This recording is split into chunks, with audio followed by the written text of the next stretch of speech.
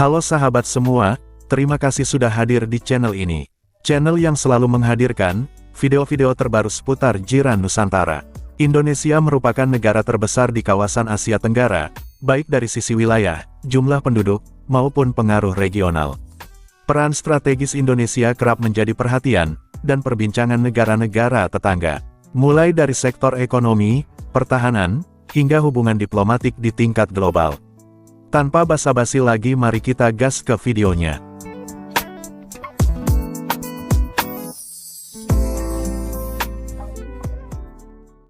Tak boleh dah macam tu.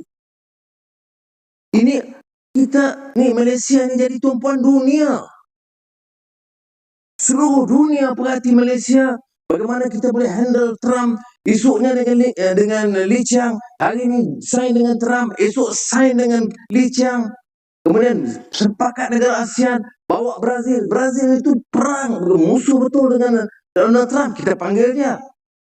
South Africa. Ramaphosa. Disergah oleh Trump masa pertemuan. Kita panggil dia. Saya kena tegang. Dan satu dunia bagi perhatian. Ada 2-3 ini memang dengki, hasad dengki ini. Bukan soal saya. Ini yang kawan-kawan saya kerja lagi bertungkus-lumus untuk menjayakan ini. Jadi sudah kena hal. Saya syukur. Saya anak Malaysia. Saya bangga kerana Malaysia harum namanya sekarang. Keakraban antara Malaysia dan Indonesia ini bukan asing. Kita tahu hubungan dua negara serumpun ini terjalin lebih awal daripada pendudukan Belanda dan Inggeris di negara kita. Jangan oleh kerana perbezaan minda politik di antara kedua negara, maka terbelah nilai-nilai fikrah, pemikiran, nilai-nilai kebudayaan, nilai-nilai bahasa yang memang terjalin kedua negara ini sebagai satu rumpun. Kekhawatiran saya ialah ada usaha-usaha mahu memecahkan keakraban dan kerukunan ini. Kita tidak mahu kerukunan antara negara kita, Malaysia dan Indonesia, terpecah, terbelah disebabkan kekhawatiran kita ada negara itu cuba memecahkan kita.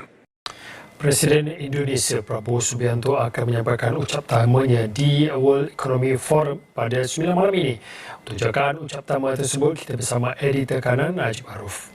Presiden Indonesia Pak Prabowo sendiri yang akan menyampaikan ucap tamanya di World Economic Forum 2026 di Davos, Switzerland, dan kita jangkakan beberapa perkara akan disentuh. Yang paling utama adalah sebentar saja tadi baru saja berlangsung Board of Peace yang dipengerusikan oleh Donald Trump sendiri, yang mana Pak Prabowo sendiri berada di atas pentas yang sama. Kita sudah ketahui berita ini bahawa Indonesia juga di bawah kepimpinan Pak Prabowo telah menyertai Board of Peace ini, dan juga ini juga antara perkara yang akan dilihat kerana pada akhirnya melihat kepada apa yang akan disentuh kemungkinan dalam ucap tama tersebut adalah pendekatan Indonesia dalam konteks global dan juga dialog global tersebut, multilateralism yang ingin dikedepankan oleh Indonesia sendiri, termasuk juga message non-alignment Indonesia dalam konteks sebuah negara yang mempunyai kepadatan penduduk ataupun penduduk yang ramai, dan juga bukan itu saja, saya kira antara yang mungkin diketengahkan oleh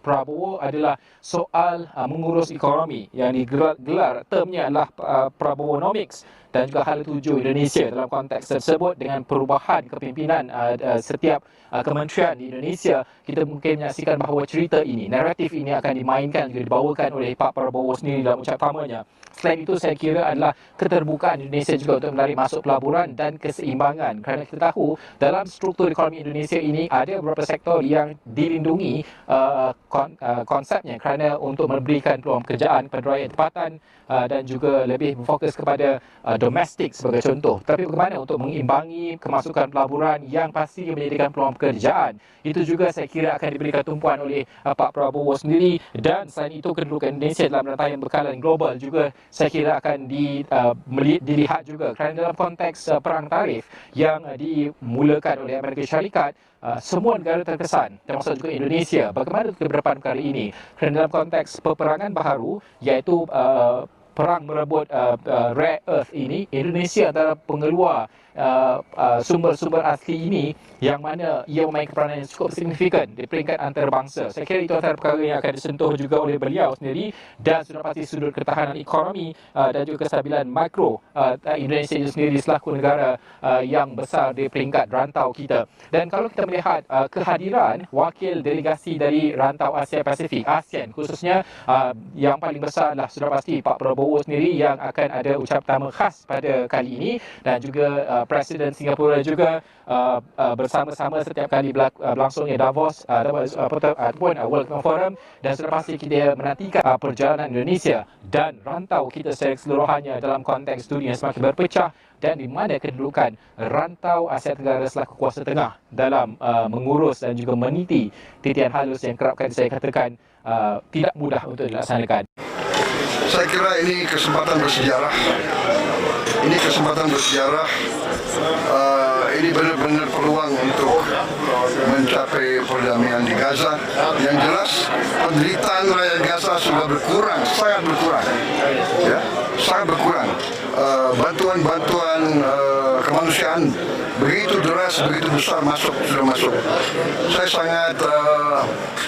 Saya sangat berharap dan Indonesia siap ikut serta. Yes, siapa yang ingin perdamaian di situ, siapa yang ingin bantu rakyat Gaza, rakyat Palestina? Ya. Oke, terima kasih.